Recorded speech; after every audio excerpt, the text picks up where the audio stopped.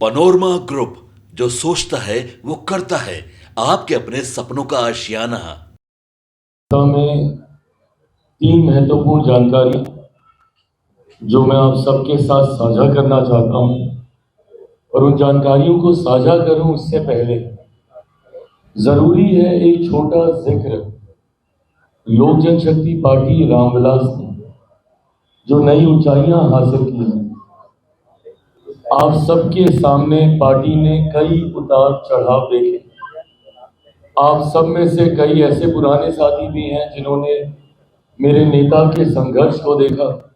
सन 2000 में जब उन्होंने लोक जनशक्ति पार्टी रामविलास का गठन किया और किस तरीके से अलग अलग पड़ाव पर कई बार पार्टी ने ऊंचाइयां हासिल की, तो कई बार पार्टी को संघर्ष के दौर से गुजरना पड़ा। 2000 में पार्टी के गठन के तुरंत बाद हुए लोकसभा चुनाव में जहां हमारे 4 सांसद जीत कर आए, तो वहीं 2005 के दोनों चुनाव में जहां एक बार प्रदर्शन बेहतरीन रहा, 29 विधायक जीत कर आए, तो उसी साल हुए नवंबर के चुनाव में पार्टी उस प्रदर्शन को दोहरा नहीं पाई। 2009-2010 पार्टी के सबसे कठिन समय में से, सबसे कठिन परिस्थितियों में से एक था, जहां 2009 में स्वयं मेरे नेता खुद चुनाव हार गए थे। पार्टी का कोई सांसद उस वक्त जीत नहीं पाया था। तो वहीं दूसरी तरफ 2010 में भी विधानसभा के चुनाव में पार्टी का प्रदर्शन अपेक्षा के अनुरूप नहीं रहा। और 2014 से जिस तरीके से पार्टी ने निरंतरता में लोकसभा चुनाव को लेकर जीत हासिल करने के सिलसिले को बरकरार रखा। 2014 में 7 सांसद हमारे, 7 प्रत्याशी हमारे चुनाव लड़े, 6 जीते। 2019 में 6 लड़े, 6 के 6 जीते। और 2024 में 5 लड़े, 5 के 5 जीते। तो वो एक निरंतरता बरकरार रही लोकसभा के चुनाव में। पर विधानसभा में पुनः 15 में हम लोगों का प्रदर्शन दोबारा अपेक्षा के अनुकूल नहीं रहा। विपरीत परिस्थितियों में उस वक्त राजू तिवारी जी, इन्होंने चुनाव जीतने का काम किया। राजकुमार शाह जी, वो हमारे विधायक बने, मात्र 2 सीटें हम लोग जीत पाए। और 20 आते आते तो पार्टी ने एक अलग ही फैसला लेने का काम किया। और मैं ये मानता हूं कई बार उस फैसले को लेकर चर्चाएं हुई, बहस हुई, वो फैसला सही था, वो फैसला गलत था। पर उस वक्त भी मैंने कहा था कि मेरे इस फैसले का, मेरे इस निर्णय का इतिहास अपने हिसाब से आकलन करेगा कि क्या वो फैसला सही था मेरा अकेले चुनाव लड़ने का या गलत था।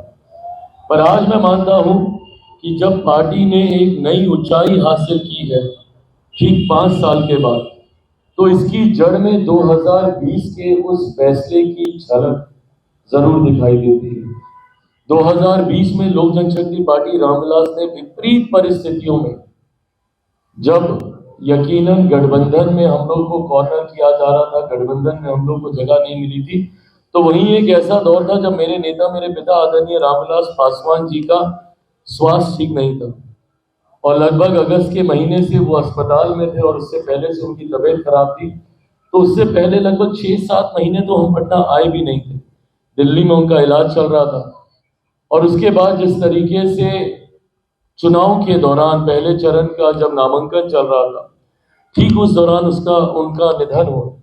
और उसके बावजूद भी पार्टी अपने फैसले पे कायम रही और अकेले हम लोगों ने चुनाव लड़ने का काम किया। परिणामों के बाद मेरा कई बार मजाक उड़ाया गया, कई बार मुझ पे आरोप लगाए गए कि मैंने क्यों ये फैसला लिया। पर उसके बाद भी मुझे कम से कम इस बात का गर्व, इस बात का संतोष था कि एक अपने सिद्धांतों पे अडिग चिराग पासवान कितना और लालची हो सकता है। विचारों से समझौता की बात हो रही है। नहीं, ये लालच की बात होगी। आप सोच रहे हैं मैं कहाँ से आया हूँ। 2021 में आप मेरे साथियों में से रहे हैं जिन्होंने मेरे संघर्ष के हर दौर को देखा है, जहां एक आदमी आपको मेरे आसपास नहीं दिखता होगा।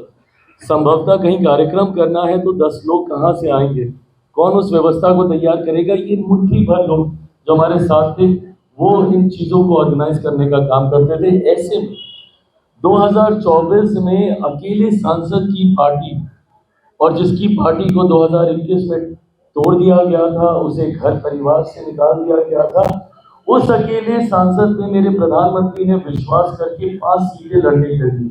आज जब स्ट्राइक रेट की बात होती है कि मैंने 5 ही 5 जीत के दी, वो तो सेकेंडरी है ना। पर ये विश्वास ये होना कि आपको 5 सीटें दी जा सकती हैं और आप जीत सकते हैं। ये विश्वास ही बहुत बड़ी बात है जो मेरे प्रधानमंत्री ने मुझ पे किया है। उसके बाद उनके विश्वास पे मैं खरा उतरा, वो सेकेंडरी था।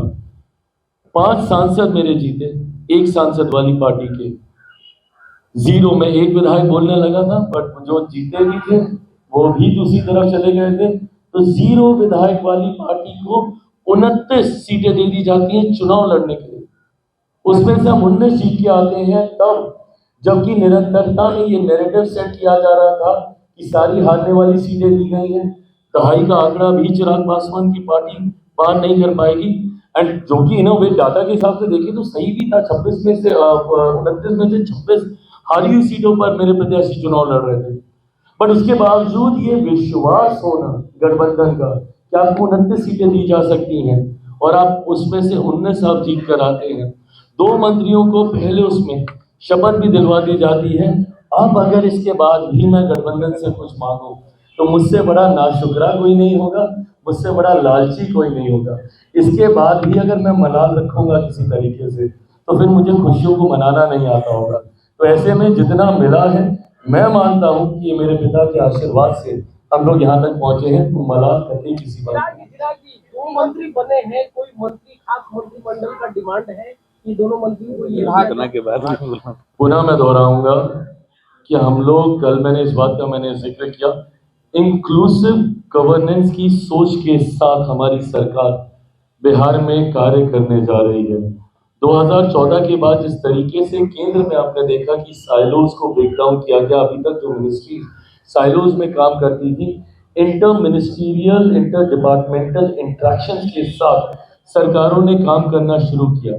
जितनी अलाइड मिनिस्ट्रीज हैं, अब आप एग्रीकल्चर के साथ ही देख लीजिए, फूड प्रोसेसिंग हो, एनिमल हस्बेंड्री हो, ये जितनी भी अलाइड मिनिस्ट्रीज हैं सब एक दूसरे के साइलोज से बाहर निकले और हम लोगों ने साथ मिलकर कार्य करना शुरू किया।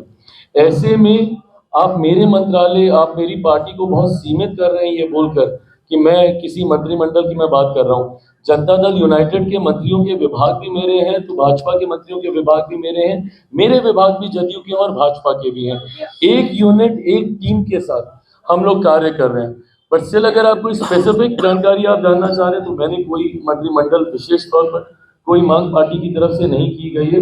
बट मुझे लगता है कि बहुत जल्द उसकी घोषणा कर दी जाएगी। विभागों का बंटवारा पहले लालू यादव के परिवार पर सवाल है। हाँ, आ रहा हूँ। पहला सवाल ये है कि आरजेडी ने ऑफिशियल पोस्ट किया है और परिवारवाद को लेकर सवाल करेगी। पहला मैं ये जातीय जिस तरीके से सर्वेक्षण बिहार सरकार के द्वारा कराया गया और अब केंद्र सरकार ने भी नैतिक तौर पर जाति आधारित जनगणना को मंजूरी देने का काम किया है। ऐसे में लोक जनशक्ति पार्टी रामविलास इस बात की पक्षधर रही है कि जाति आधारित जनगणना होनी चाहिए। मैं जब इस बात को कहता हूं तो कई बार कॉन्ट्राडिक्टिंग सवाल मुझसे पूछे जाते हैं कि भाई एक तरफ तो आप जात पात धर्म मजहब में विश्वास करते हैं, दूसरी तरफ आप कहते हैं कि जाति आधारित जनगणना होनी चाहिए। मैं ये मानता हूं कि आज भी कई ऐसी जातियां हैं जिनको जात के आधार पर उनके साथ भेदभाव किया जाता है। इस सोच को मिटाने राज्य सरकारों की ऐसी पॉलिसी, ऐसी नीतियों का किया जाता है ताकि वो मुख्य धारा के साथ जुड़ सके। ऐसे में उन नीतियों के गठन के लिए उसके अनुपात में उचित राशि आवंटित की जा सके। वो तब होगा जब उसकी आबादी की जानकारी सरकारों के पास हो। ऐसे में ये आंकड़े सरकारों के पास होने जरूरी है। कई बार माननीय न्यायालय के द्वारा भी आंकड़े मांगे जाते हैं कि फलानी जाति की क्या आबादी है और वो सरकारों के पास नहीं होते हैं। तो ऐसे में ये आंकड़े जरूर हों। मैं इसको सार्वजनिक करने का मकसद में नहीं, क्योंकि ये कहीं ना कहीं समाज में भेदभाव की भावना को बढ़ाने का काम करते हैं। बट हाँ, ये आने वाले दिनों में ये जाति आधारित जनगणना हो, ये केंद्र सरकार भी इसको नैतिक मंजूरी दे चुकी है और मैं मानता हूँ कि संभवतः ये उचित समय पे किया जाएगा। थैंक यू भाई, बहुत बहुत धन्यवाद। आज देखिए जितने आपके सवाल थे जो आप लोगों के साथ मैं बैठा हूँ, बट आप सबका भी मैं धन्यवाद करूंगा जिस तरीके से आपने पार्टी का विचारों को सही तरीके से सामने रखने का काम किया। तो मेरे प्रिंट मीडिया, इलेक्ट्रॉनिक मीडिया, हर पत्रकार साथी का विशेष तौर पर धन्यवाद। जय हिंद, जय बिहार। कहाँ से कहाँ तारों को जोड़ा जाता है। बहरहाल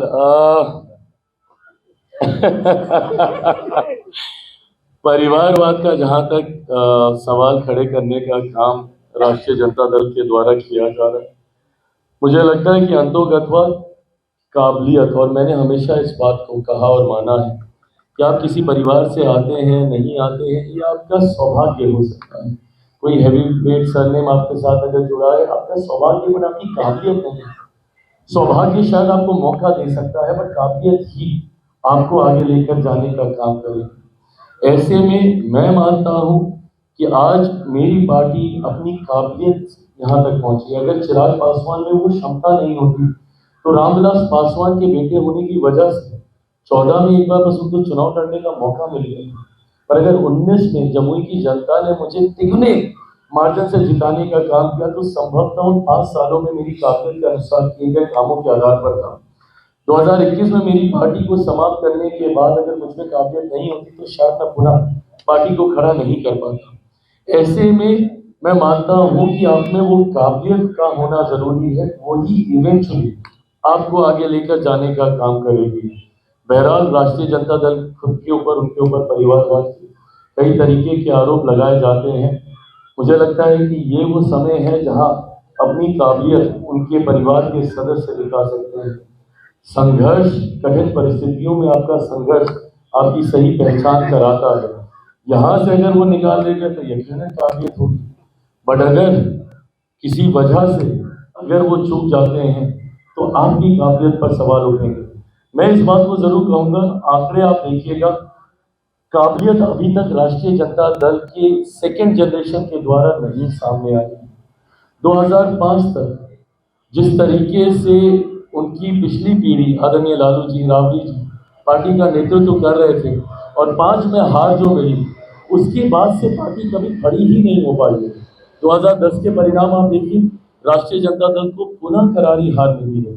2015 में अगर ये अहंकार जो इनके अंदर आ गया कि भाई हम बड़ी पार्टी, नहीं भैया। 2015 में मुख्यमंत्री नीतीश कुमार जी के आपके साथ जाने की वजह से आपको वो परिणाम मिला, नहीं तो 2015 में भी आप 15-20 सीटों पे आप सिमट के रह जाते हैं। 2020 में पुनः डिवाइडेड एनडीए की वजह से आपको लाभ मिला। कल हम लोग आदरणीय ललन जी सब लोग मंच पे थे, कल हम यही सब जिक्र कर रहे थे कि भाई यही परिणाम आपका 20 में भी आता अगर हम सब एक साथ रहते। 2020 में अगर यूनाइटेड एनडीए अगर आपको देखने को मिलता तो एक बार फिर से राष्ट्रीय जनता दल, और अगर निरंतरता में ये रहता तो आज तो उस पार्टी का नाम लेने वाला भी कोई नहीं रहता। तो परिस्थिति की वजह से 15 और 20 में ये लोग आए और इस बात का अहंकार इन लोगों को इतना ज्यादा हो गया, जिस एग्रेसिव तरीके से ये लोग सामने आते थे, बिहार की जनता 2005 से इनको नकार चुकी है। और जहां तक आपने नाम का जिक्र किया, मेरी पार्टी ने नाम से ज्यादा काम को प्राथमिकता देने की सोच रखी है। तो ऐसे में 2 ऐसे नेता हमारे यहाँ पर मंत्री पद पर विराजमान हैं, जिनका एक का मैंने जिक्र किया कि भाई हमारे जिला अध्यक्ष रहे हैं। बेगूसराय में एक छोटे कार्यकर्ता की भूमिका से यहाँ तक आना, ये इनके काम को दर्शाता है। वहीं दूसरी तरफ महुआ से संजय सिंह जी, जो मेरी लोकसभा से आते हैं, ऐसे में मेरे लिए भी एक ताकत बड़ी है कि भाई मेरी लोकसभा में मुझे मजबूती देने के लिए एक और मेरे साथी वहाँ पर तैयार हुए हैं। और जिस तरीके से इन्होंने संगठन में सदस्यता प्रभारी के तौर पर एक बड़ी भूमिका निभाने का काम किया संगठन के विस्तार को लेकर, और जिस तरीके से प्रचंड जीत हासिल की, मुझे नहीं पता कि इस बात को कितना हम लोग एनालाइज कर पा रहे हैं, पर आदरणीय लालू प्रसाद यादव जी के बड़े सुपुत्र को ये हरा कर आए हैं। ये कोई कम उपलब्धि नहीं है। ऐसे मतलब क्या बोलते हैं उसको, जायंट किलर है, एक जायंट किलर की भूमिका में ये आए हैं। तो ऐसे में मेरे दोनों संजय नाम पर नहीं काम के आधार पर यहाँ पर आए हैं। बाकी अपने नाम को किस तरीके से इस्तेमाल दूसरी जगह पर कर रहे हैं उस पर मेरी कोई टिप्पणी नहीं है, वो उनका अपना इंटरनल मैटर। चाचा ने 2 बार बधाई दी है, चाचा ने 2 बार बधाई दी है, चाचा ने बधाई दी। मेरी सर आंखों पर उनकी बधाई, जब उन्होंने मुझे गाली दी थी, मुझे चंडाल और कई ऐसे मैं उनका अपना खून नहीं, कई बातें कही थी, तब भी मैंने उनका आशीर्वाद, और मैंने माना है कि बड़ों की हर बात आपके लिए आशीर्वाद ही होती है, तो मैंने तब भी उसको आशीर्वाद के रूप में स्वीकार किया। और आज तो सही में उन्होंने मुझे बधाई दी है, उनको नमन करते हुए सहज स्वीकार करता हूँ उनकी बधाई। चिराग जी पर क्या कहना है? कोई अभी भी मान रही है कि ये सरकार 5 साल नहीं टिक पाएगी। कौन मान रही है? ये चर्चा कौन कर रहा है भाई?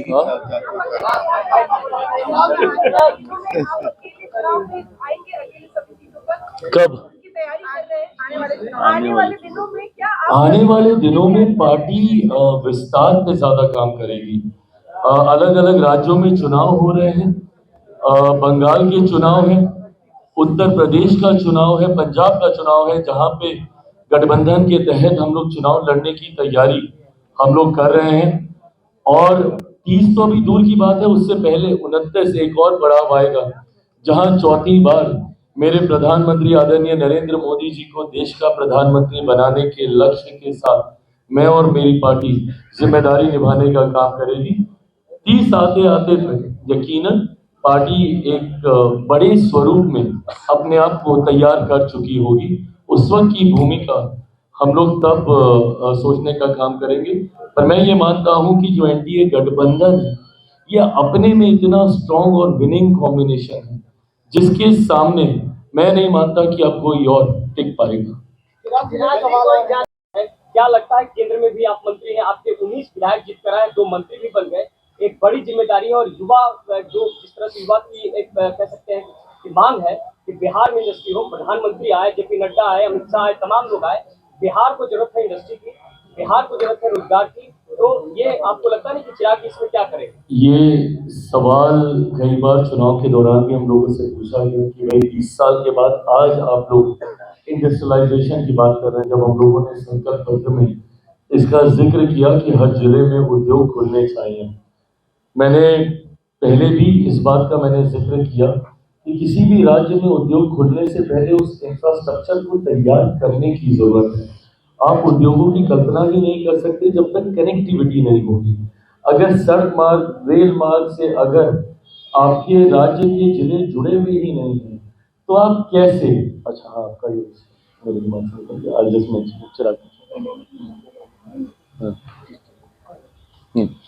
तो ऐसे में उद्योगों को लेकर जब तक वो कनेक्टिविटी ही नहीं तैयार होगी, तो हम लोग कैसे वहां पे उद्योग लगाने की सोच सकते हैं? लॉजिस्टिक्स ही वर्कआउट नहीं होंगे। ऐसे में इन 20 सालों में जहाँ कनेक्टिविटी तैयार की गई, मुझे वो दिन भी याद है कि जब मुझे यहाँ से शहर मंडी जाने में पूरा पूरा दिन लग जाता था।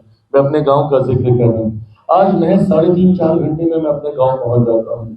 तो ये कनेक्टिविटी, ये इंफ्रास्ट्रक्चर तैयार किया गया है। जहां पहले दिन में मात्र 1-1.5 घंटे बिजली आती थी तो लोग खुश होते थे, आज 1-1.5 घंटा कभी चली जाती है तो लोग शोर मचाने का काम करते हैं। जब तक बिजली, पानी की व्यवस्था, ये चीजें तैयार नहीं होती, उद्योग की हम लोग कल्पना नहीं कर सकते थे। ऐसे में जहां बिहार में हर एक जिले में उद्योग खोलने का जिक्र, और ये जिक्र ही नहीं, इसको रोड मैप के साथ हम लोगों ने तैयार किया है। 25 चीनी मिलें खोलने की बात की गई है। जितनी बंद पड़ी मिलें थी, पेपर मिल हो, शुगर मिल हो, उनको किस तरीके से एक वायबल प्रोजेक्ट में कन्वर्ट किया जा सके, उस पर हम लोग जल्द काम करके उसको रोल आउट करने का हम लोग काम करेंगे। तो ऐसे में जिस ब्रेन ड्रेन का आप जिक्र कर रहे थे, पलायन, ये हम सब के लिए भी चिंता का विषय रहा है। Lok Janshakti Party Ram Vilas Bihar first, Bihari first की सोच न सिर्फ पलायन को रोकने की है, बल्कि आने वाले 5 साल 10 सालों में एक ऐसी व्यवस्था तैयार करने की है कि हम लोग रिवर्स माइग्रेशन हम लोग शुरू करें। तो आने वाले दिनों में जहां मजबूती से औद्योगिकीकरण आप होते हुए देखेंगे, मेरे विभाग की भी एक बड़ी जिम्मेदारी इसमें रहेगी। कृषि प्रधान राज्य है मेरा, और अब क्योंकि हम लोग सरकार का हिस्सा हैं, मेरे विभाग में प्रसंस्करण की अनंत संभावनाएं हमारे राज्य में हैं। ऐसे में कई बार जमीन और इसकी सब जो दिक्कतें हम लोग को आती थी, अब डबल इंजन की सरकार जिस तरीके से बनी है और केंद्र और राज्य में हम लोग के का प्रतिनिधित्व है, तो मुझे लगता है उसमें भी तेजी से हम लोग विस्तार होते हुए ये भी आप मजबूत सहयोगी दल है, उम्मीद थी कि भाई एक